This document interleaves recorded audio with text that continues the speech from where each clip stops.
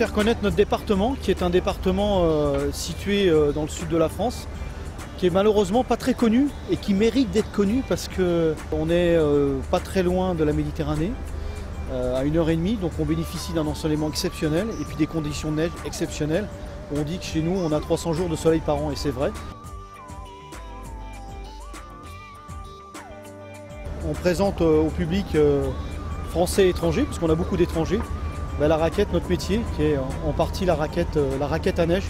On a beaucoup de Parisiens qui viennent nous voir et c'est génial.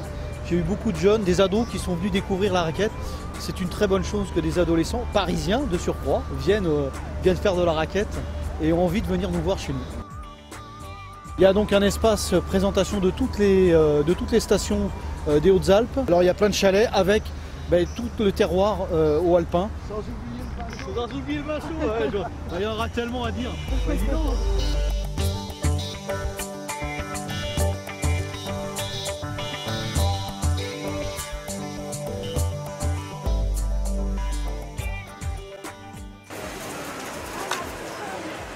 Et voilà le tourton cuit, tout chaud. C'est la spécialité, on pourrait même dire la spécialité régionale du département des Hautes-Alpes, puisqu'on en retrouve un petit peu de partout sur nos marchés. C'est la recette de famille, voilà, qui a été reprise par les frères Pellegrin et qui ont remis cette recette à jour il y a à peu près 26 ans.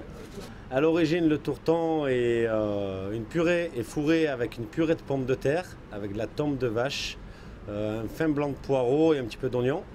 C'est ce qui nous permet de tenir l'hiver dans nos montagnes avec la neige et le froid.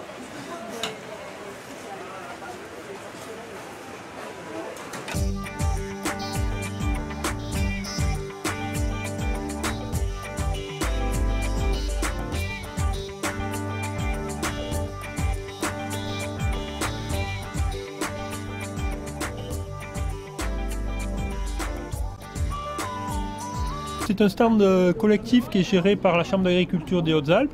Donc on est une quinzaine d'agriculteurs à présenter nos produits. Miel de montagne, miel de forêt, miel de lavande, voilà, un peu de miel d'acacia. Ensuite il y a des confitures, donc myrtille, framboise, et puis avec des fruits qu'on trouve que dans les Hautes-Alpes, le prunellier à marmotte. L'argousier qui est aussi une baie qui est cultivée dans les Hautes-Alpes, qui à la base est une baie sauvage, qui aujourd'hui est cultivée dans les Hautes-Alpes. C'est 20 fois plus concentré en vitamine C que de l'orange, et c'est très riche en vitamines A et E.